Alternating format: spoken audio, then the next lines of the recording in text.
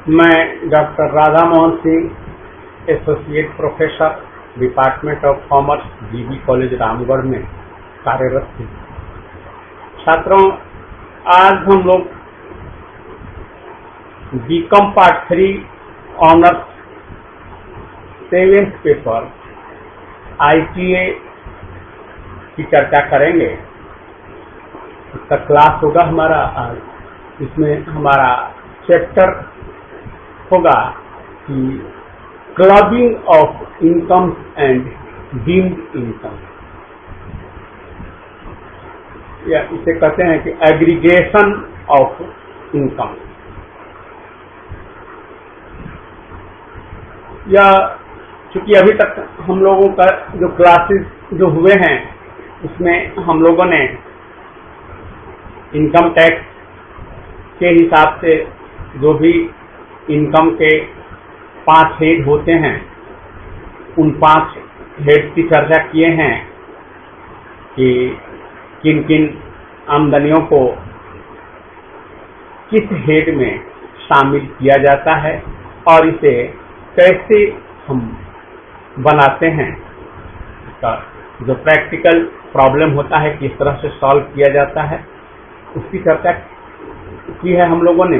अब आज हम लोग कर की चोरी को रोकने के उपायों की तरफ अब हम जा रहे हैं, क्योंकि अब मान लिया गया कि हम आप जो है बाकी जो इनकम के सभी हेड हैं उनको आप जान गए हैं। तो ऐसी स्थिति में फिर टैक्स की चोरी कैसे होती है और इसे किस प्रकार रोका जाता है इनकम टैक्स के द्वारा, इसकी चर्चा कर रहे हैं। तो उसी से संबंधित यह चैप्टर है। तो होता क्या, कुछ करदाताओं की सोच होती है कि उन्हें कम से कम कर का भुगतान करना पड़े, क्योंकि जैसा कि हम जानते हैं कि जिसकी जितनी अधिक आमदनी होगी उसे उतना ही अधिक टैक्स देना होता है। तो प्रत्येक व्यक्ति की यह इच्छा रहती है कि उसे कम से कम कर देना पड़े। इसके लिए वह कई गलत ही सही लेकिन कई उपाय करता है। तो इसी सोच के तहत वे अपना संपत्ति तथा आय का इस प्रकार व्यवस्था करते हैं कि वह कर दायित्व से मुक्त हो जाए अथवा उसे कम से कम कर का भुगतान करना पड़े। क्योंकि वर्तमान आयकर पद्धति में आयकर के कई स्लैब होते हैं जिससे कर की दरें प्रगतिशील होती है। प्रगतिशील दर इसको कहा प्रोग्रेसिव रेट कहा जाता है, progressive rate of income tax. अर्थात आपकी का 2.5 लाख रुपए तक आप अगर आमदनी है तो नो टैक्स या टैक्स जो है वो 0 होता है, अर्थात उस पर कोई टैक्स नहीं लगता।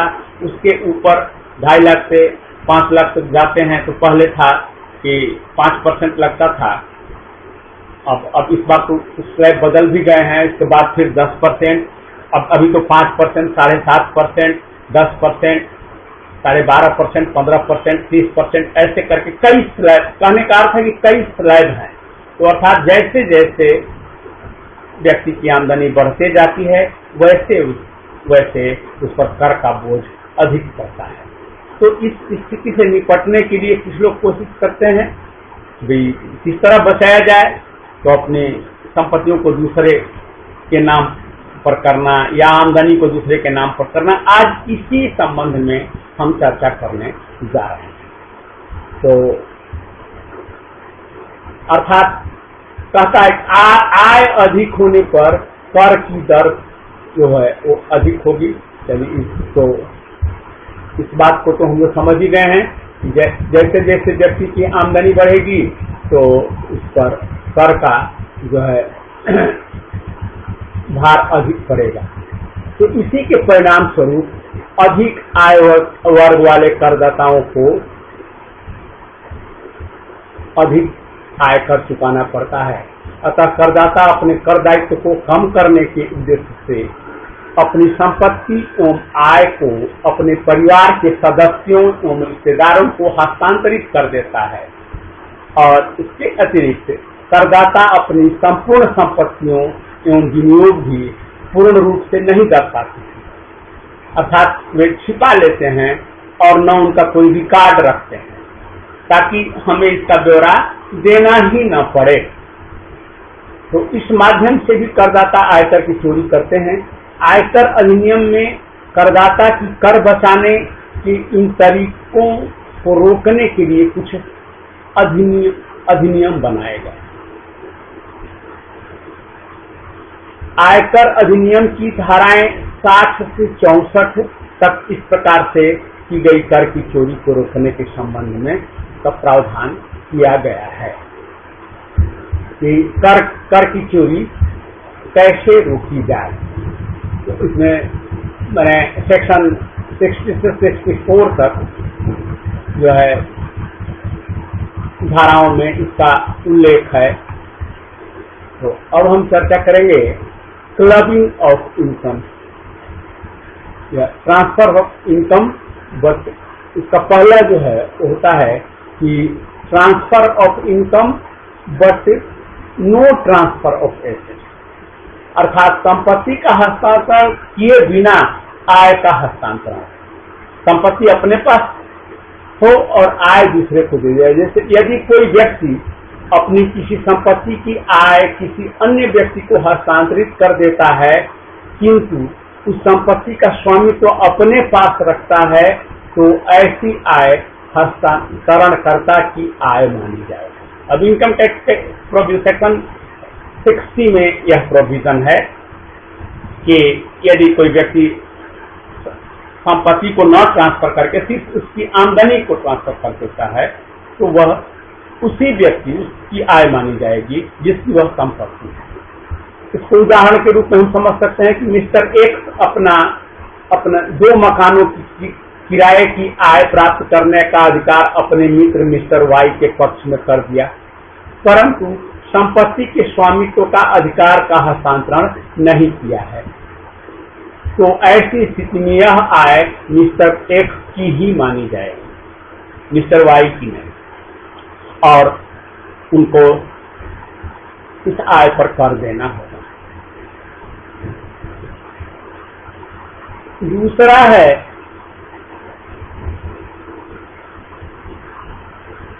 कि संपत्तियों का खंडनीय हस्तांतरण, रिवोकेबल ट्रांसफर ऑफ एसेट। खंडनीय अर्थात कुछ समय, कुछ निर्धारित अवधि के लिए या कुछ पार्ट में जो संपत्ति खंडनीय हस्तांतरण के अंतर्गत प्राप्त होती है उस संपत्ति की आय को हस्तांतरणकर्ता की आय मानी जाएगी और उसी की कुल आय में जोड़ी जाएगी। यह है सेक्शन 61। इसको हम उदाहरण के रूप में इस प्रकार समझ सकते हैं कि मिस्टर एक्स ने अपना मकान मिस्टर वाई के नाम 5 वर्ष के लिए कर दिया, अर्थात समय सीमा निर्धारित कर दिया, हमेशा के लिए नहीं, ट्रांसफर नहीं किया बल्कि मात्र 5 वर्ष के लिए वो कर दिया है और इसका किराया भी मिस्टर वाई को ही प्राप्त होता है।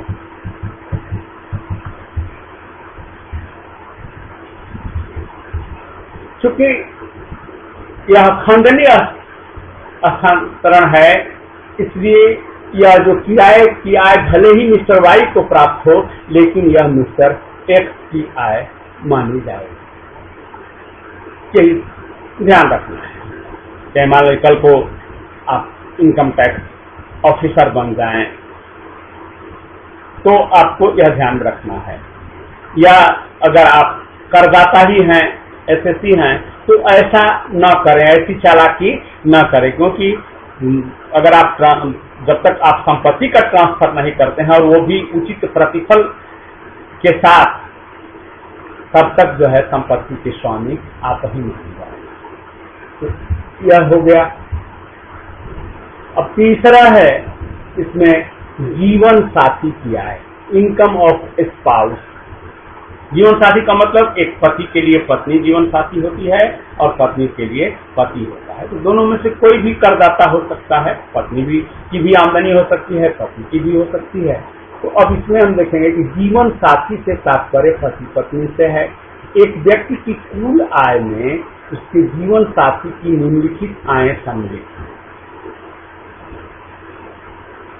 यह 64 सेक्शन इसका प्रावधान है। तो कुल आय सम्मिलित है कौन कौन?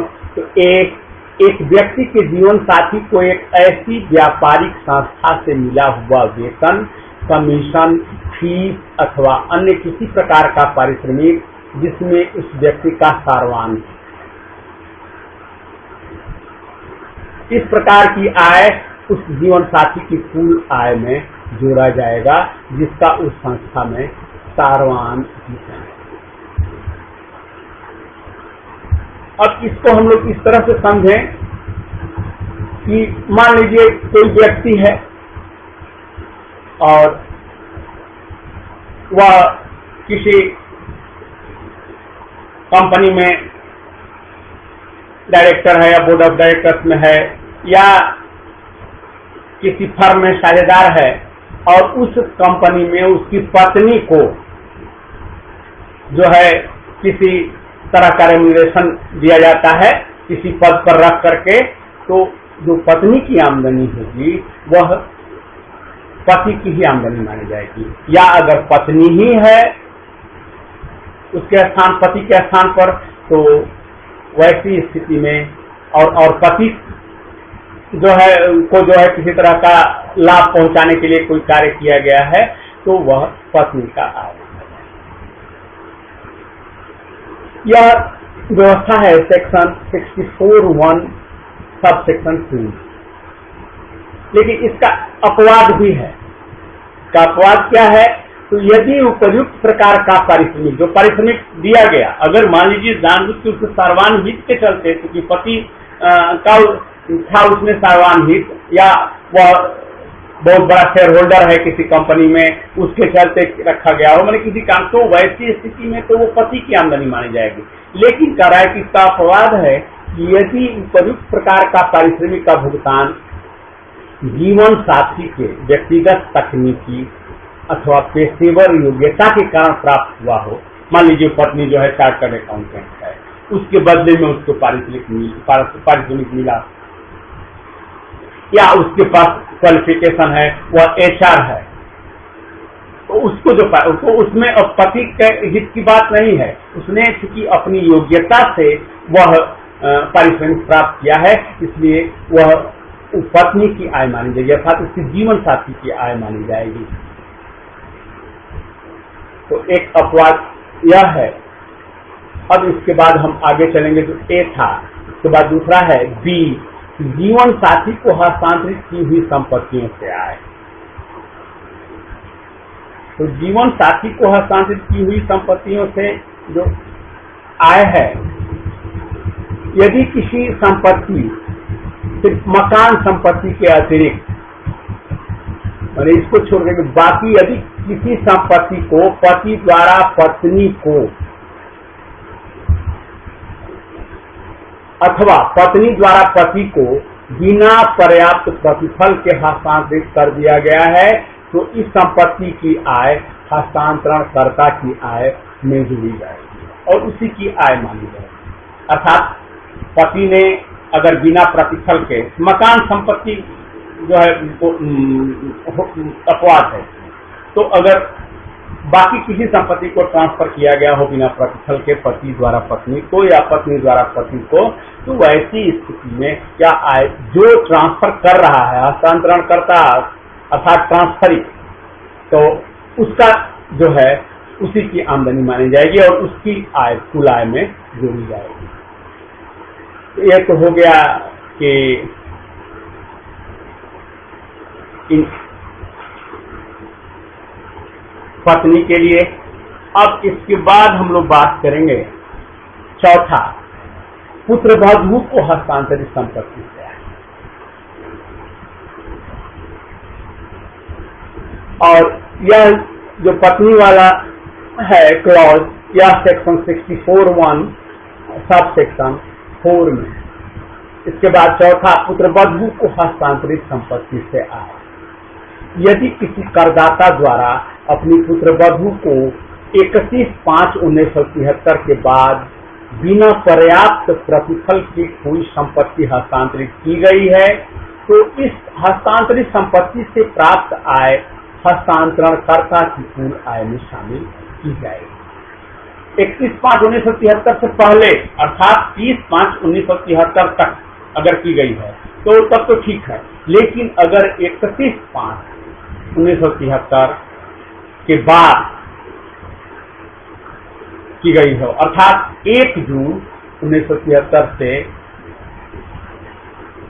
जो किया गया हस्तांतरण जो है वह जो हस्तांतरण करता है उसी की आय मानी जाएगी। यह प्रावधान है सेक्शन 64(1) सब सेक्शन 6 के अंतर्गत। अब पांचवा, जीवन साथी के लाभार्थ किसी अन्य व्यक्ति अथवा व्यक्तियों के संघ को संपत्ति का हस्तांतरण, अर्थात अपने जीवन साथी को लाभ देने के उद्देश्य से उसके हित में अगर किसी तरह का हस्तांतरण हुआ हो किसी व्यक्ति या व्यक्तियों के संघ को, तो ऐसी स्थिति में यह संपत्ति जो है मानी जाएगी हस्तांतरण करता है।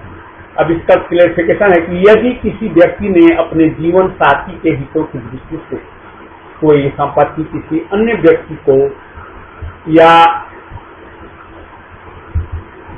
व्यक्तियों के संघ को हस्तांतरित किया है, तो ऐसी संपत्ति से प्राप्त आय का वह भाग जो उस जीवन साथी के लिए काम में लाया गया है हस्तांतरणकर्ता की आय माना जाएगा और इसे हस्तांतरणकर्ता की कुल आय में शामिल किया जाएगा। यह सेक्शन 64(1) सब सेक्शन 7 के अंतर्गत।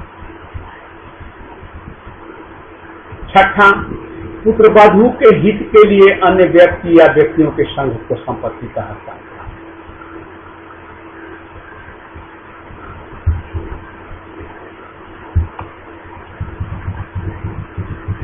यदि किसी करदाता ने अपनी पुत्रवधू के हितों की दृष्टि से कोई संपत्ति किसी अन्य व्यक्ति को अथवा व्यक्तियों के समूह को हस्तांतरित किया है, तो ऐसी संपत्ति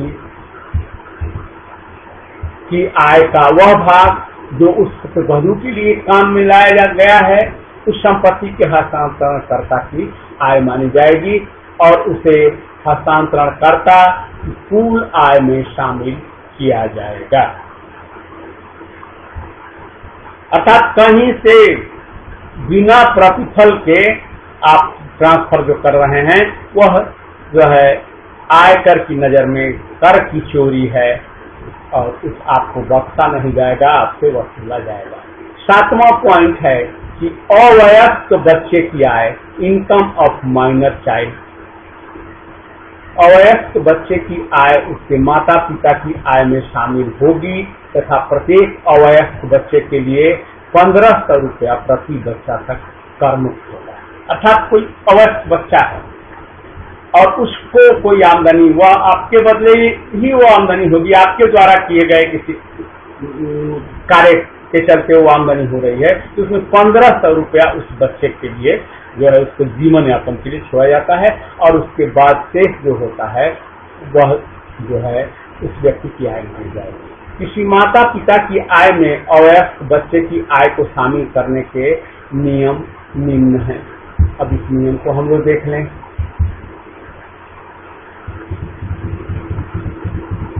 पहला, यदि माता पिता के वैवाहिक संबंध ठीक बने हुए हों तो जिसकी आय अधिक हो, अर्थात माता पिता एक साथ रहते हैं, उनका संबंध है, तो वैसी स्थिति में अगर पिता की आय अधिक है तो पिता की आय में जोड़ा जाएगा, यदि माता की आय अधिक है तो माता की आय में जोड़ा जाएगा। दूसरा है, यदि माता पिता के वैवाहिक संबंध नहीं है, अर्थात उनका संबंध विच्छेद हो गया हो, तो यह आय उसकी आय में जोड़ी जाएगी जिसने गत वर्ष में अवयस्क बच्चे का पालन पोषण किया है। यह है सेक्शन 64(1)(a) के अंतर्गत। इस संबंध में कुछ अपवाद भी हैं।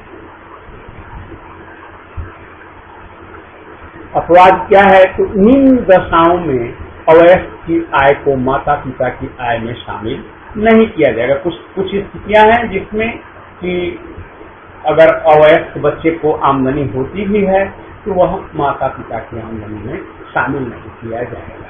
उसमें पहला है कि व्यक्तिगत परिश्रम एवं कौशल से अर्जित है। अगर मान लीजिए बच्चे ने अपने स्वयं के परिश्रम से उसने कोई आय अर्जित की हो, जैसे मान लीजिए वो कोई इनाम जीता हो, या अगर वह बाल कलाकार हो और बाल कलाकार के रूप में उसको जो है पारिश्रमिक मिलता हो, वह कला के प्रदर्शन के लिए, चाहे मान लीजिए चाहे वो फिल्म में हो, चाहे नाटक में हो, या चाहे वो चित्र प्रदर्शनी में भाग लेकर के जैसे भी हो, वह एक कलाकार और उसको जो आमदनी होती है वह उसकी अपनी आमदनी मानी जाएगी, वह माता पिता की आमदनी में शामिल नहीं होगी।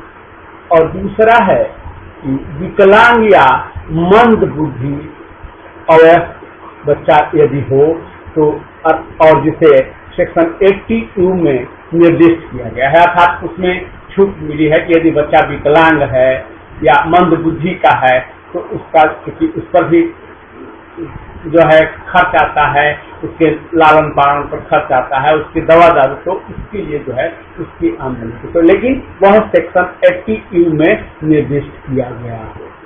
तो वैसी स्थिति में वह जो है माता पिता की आय में शामिल नहीं किया जाएगा। अब हमारा 8वां पॉइंट है कि इनकम फ्रॉम कन्वर्टेड एसेट्स, अर्थात परिवर्तित संपत्ति की आय। अब इस परिवर्तित संपत्ति को हम लोग समझें तो परिवर्तित संपत्ति का आशय उस संपत्ति से होता है जिसे एक समय की सीमा दी गई है कि 1/1/1970 को अथवा इसके बाद, अर्थात 31 दिसंबर 1969 के बाद की बात कर रहा है, अथवा उसके बाद हिंदू अविभाजित परिवार की संपत्तियों में परिवार की किसी सदस्य द्वारा अपनी स्वयं की संपत्ति को मिला दिया जाता है। ऐसी संपत्ति से आय प्राप्त होने पर इसे मिलाने वाले व्यक्ति की आय माना जाएगा और उसी की कुल आय में जोड़ा जाएगा। अर्थात 1/1/70 के बाद अगर joint family, joint Hindu family को कहलाती है, तो उसमें अगर मिला दिया गया हो कोई किसी एक व्यक्ति का जो है संपत्ति, तो ऐसे से अगर उसके पहले है 1/1/70 अर्थात 31 दिसंबर 1969 या उस मैंने 1/1/70 से पूर्व का हो तो वह इसमें शामिल नहीं होता है। तो यह तो हो गया परिवर्तित संपत्ति की आय। हमारा 9वां आइटम है कि बेनामी व्यवहार, बेनामी ट्रांजैक्शन। अब हम लोग यह समझें कि यह बेनामी ट्रांजैक्शन क्या है। तो जब कोई व्यक्ति कर बचाने के उद्देश्य से कोई व्यवहार वास्तविक व्यक्ति के नाम में न करके किसी अवास्तविक व्यक्ति के नाम से करता है तो इसे बेनामी व्यवहार कहा जाता है। अक्सर पहले ऐसा होता था कि लोग अपने माने गलत नाम से जो है संपत्ति को ट्रांसफर कर देते थे। यहाँ तक कहा जाता है कि अपने कुत्ता बिल्ली के नाम पर संपत्तियां रखते थे। हालांकि अब सरकार इस मामले में इतना सख्त हो गई है कि सबका आधार कार्ड बनता है, पैन कार्ड बनता है, तो अब यह सामान्य परिस्थितियों में संभव नहीं है। लेकिन उसके लिए कहा जा रहा है कि पहले लोग जो है किसी के नाम से, वो व्यक्ति वास्तव में हो या ना हो, उसका अकाउंट बैंक में खुल गया, उसका सारा चीज है, उसके नाम से संपत्ति है, वो व्यक्ति कहीं नहीं है, उसका एक्चुअल मालिक कोई वही व्यक्ति रहता है और उसके नाम से कर देता था। तो वह है बेनामी व्यवहार, वही कहलाता है। वही तो यदि कर निर्धारण अधिकारी की नजर में कोई व्यवहार बेनामी है तो वह उस व्यवहार की आय वास्तविक व्यक्ति की आय मानकर उससे कर वसूली का आदेश दे सकता है। तो इस चैप्टर में हम लोगों ने देखा कि किस तरह से टैक्स की चोरी को रोका जा सकता है, या कहें दूसरे शब्दों में कि हम यह भी सीख सकते हैं कि किस तरह से टैक्स चोरी की जाती है। लेकिन इसका कंक्लूजन यही है कि चोरी करना भले इस चैप्टर को पढ़ करके हम सीख जाएं, लेकिन हम बच नहीं सकते, क्योंकि स्पष्ट कहा जा रहा है कि नहीं, आप यदि ऐसा करते हो तो वैसी स्थिति में आप स्वयं दोषी माने जाओगे। और जैसा कि हम लोग जानते हैं कि आयकर अधिकारी की नजर में अगर आप दोषी हैं तो वह आपके ऊपर पेनल्टी लगा सकता है, आपको सजा हो सकती है, आपको जेल भेजा जा सकता है, और सारे जो पनिशमेंट के दरवाजे आपके लिए खुले रहेंगे यदि आपने कर में चोरी किया। तो इस चैप्टर में यही सिखाया गया है कि कैसे टैक्स की चोरी को रोका जा सकता है, खास करके फर्जी ट्रांजेक्शन करके, फर्जी ट्रांसफर करके, और इतना ही नहीं अपने मित्र के नाम से ही नहीं बल्कि अपने जीवन साथी या पुत्र वधू, वो सारी जो स्थितियां हैं। अब इसमें पुत्र को इसलिए नहीं शामिल किया गया है पुत्र को, क्योंकि वह माता पिता का वारिस होता है, तो उनके नहीं रहने के बाद तो उस पर संपत्ति का अधिकार जो है उसी का हो जाता है, तो इसलिए उसको नहीं किया। इसीलिए पत्नी, क्योंकि ज्यादातर ऐसा होता है, तो जो है इसको रोकने की व्यवस्था हम लोग इस चैप्टर में सीखे हैं और हम लोग पढ़े हैं। बड़ा ही इंटरेस्टिंग चैप्टर है जो कि हमारे जीवन में हमेशा सामने आएगा। इसलिए आप लोगों से मेरी अपील होगी कि आप लोग इस चैप्टर को अच्छे से पढ़ें, और बड़ा ही इम्पोर्टेंट चैप्टर है क्योंकि हमारी जिंदगी में भी यह काम आएगा और परीक्षा के ख्याल से तो है ही। तो आप इसे ठीक से पढ़ें, और इसके बाद भी यदि किसी तरह का कोई कंफ्यूजन हो तो आप लोग हमसे कमेंट के माध्यम से जरूर संपर्क करें। आज के लिए बस इतना ही। धन्यवाद।